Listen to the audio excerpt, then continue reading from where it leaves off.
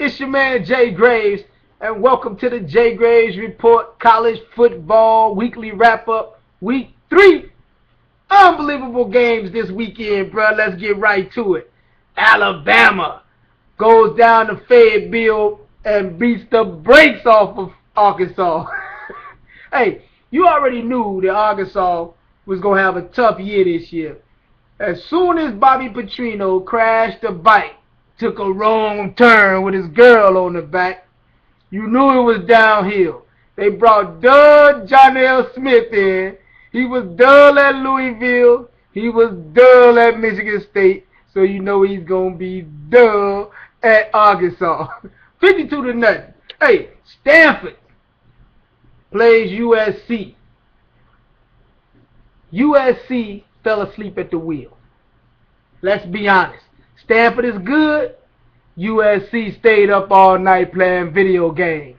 Figured Andrew Luck had graduated. Kobe Fleener's no longer there. They figured these boys are not going to show up and play us. So they stayed out all night. Stayed up all night playing video games. Fell asleep at the wheel and got caught. That's why they always say you got to be prepared to play the game. Don't fall asleep at the wheel. Now they shot. Because there's no way possible they can get back into the hunt. Because Oregon is lurking. And let's keep it real. Oregon got crazy offense. Oregon has to come to L.A. later in the year. But even if they beat Oregon, they can't beat them twice. And I think Oregon's going to get them in the long run. Now, let's move on to number 3, LSU.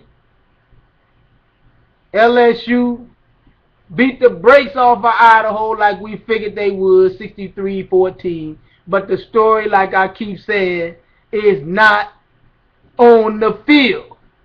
The Honey Badger is enrolled in school, like I keep saying, and it's just a matter of time before he comes riding out the tunnel on Mike the Tiger like Tarzan. I'm telling you, this kid is going to play by October 3rd. They play Alabama comes to town, and he will be on the field. Trust me. Guarantee it. Lock it in. Your boy said it. Now, Georgia beats the brakes off of Florida Atlantic.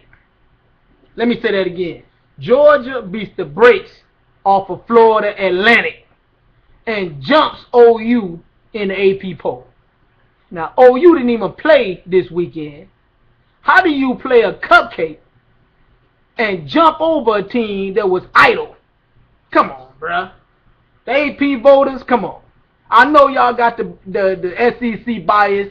Hey, I have no problem with Alabama and LSU being number 1 and number 2. They are, in my opinion, the best 2 teams in the country, with Oregon sitting real close behind because of all that offense. But you cannot justify putting Georgia at number 5, jumping them over OU. Don't even make sense, bro. Come on, let's keep it real. Now, the sleeper teams this year, West Virginia put crazy points on the board with Geno Smith. Florida State did what they were supposed to do. In my opinion, my sleeper teams for the national championship, West Virginia and Florida State. Simply because both their schedules are conducive to them going and running the table. I think that Alabama, down the line, may get knocked off. And it's not about who you think it is. In my opinion, Alabama's defensive secondary is suspect. So anybody that they're playing that runs the football, they're going to beat the brakes off of. But a team that throws the football well has a chance to beat them. And in my opinion, Tennessee throws the football better than anybody in the SEC, and they don't play Tennessee till October 20th. And Tennessee's got 2 big wide receivers on the end. Yes, of course, they lost to Florida over the weekend, but they still young, still getting things together, timing off. But Tyler Bray is the best quarterback in the SEC, and he got the best set of wide receivers. So I'm saying if Alabama has a chance to lose, it's going to be against Tennessee. I don't think anybody else in the SEC can beat them because nobody else throws the football well. Keep that on your books. All right. Now, lastly, I want to talk about Oh, damn, Notre Dame showed up and beat the brakes off of Michigan State. Now, Michigan State hadn't given up an offensive touchdown all season. Well, in the first 2 games, all season, same. They go up there and beat the brakes off of Michigan State 20-3. Is Notre Dame the real deal? Right now, they look like the real deal. And in my opinion, as difficult it is for me to say, I think Notre Dame should be in the top 10 before South Carolina or Georgia, in my opinion. Maybe not Georgia, but South Carolina for sure. I think they should be in. I also think Texas should be in the top 10 and not sitting at 12 like they are, because I think there's a little bias. Come on, let's keep it real. Georgia is Georgia. Like I always say, Georgia is Mark Richt's Georgia. At some point, they're going to fall off and do what they do.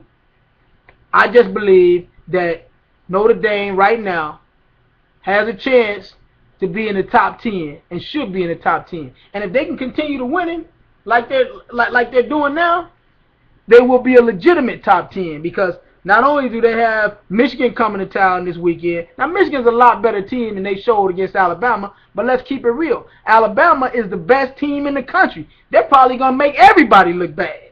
So we can't judge Michigan off the Alabama game, because Alabama is just on a whole nother level. Let's keep it real. Now, Notre Dame is playing Michigan this weekend. Then they have to play Miami, Oklahoma, and USC. Now, if they can continue to be competitive and win those ball games, or at least 3 out of the 5 of those ball games, I think that they're a top 10 team. Let's keep it real. I hate to say it. It sickens me to say it, but I'm just keeping it real. Now, let's end off today with the Auburn, Gene Chizik. I wrote a hot joint this week called Parable of the Hot Seat. If Gene Chizik would have lost that ball game on Saturday to the Louisiana Monroe, after they came in punch drunk and hung over from partying all week, hanging out because they knocked off Arkansas a week before, I'm gonna tell you, they would have treated him like they do boys in corporate America. They would have just said, hey, listen here, son, we don't even need you to go to the locker room. We just gonna escort you right on out of here, take you to your car. As a matter of fact, where would you like for us to fly you tonight? Because that's not a good look to even go home. Because I'm gonna tell you, by the time he got home, they'd had the for sale sign outside. The Oompa Loompas would have been out there packing his joint up and sending him on his way. I'm telling you, Gene Chizik won't make it through the season because they are done right now. He's back to being the Gene Chizik we knew at Iowa State. That was 5-7 when Auburn hired him. When all the folks were standing at the airport booing him when he showed up. I'll let you, boy. We're gonna have a look. We're gonna have more fun this Thursday when we do the Week 4 preview. I'll let you, boy, on the JayGravesReport.com or hit me up on Twitter at JayGravesReport and holla at your boy.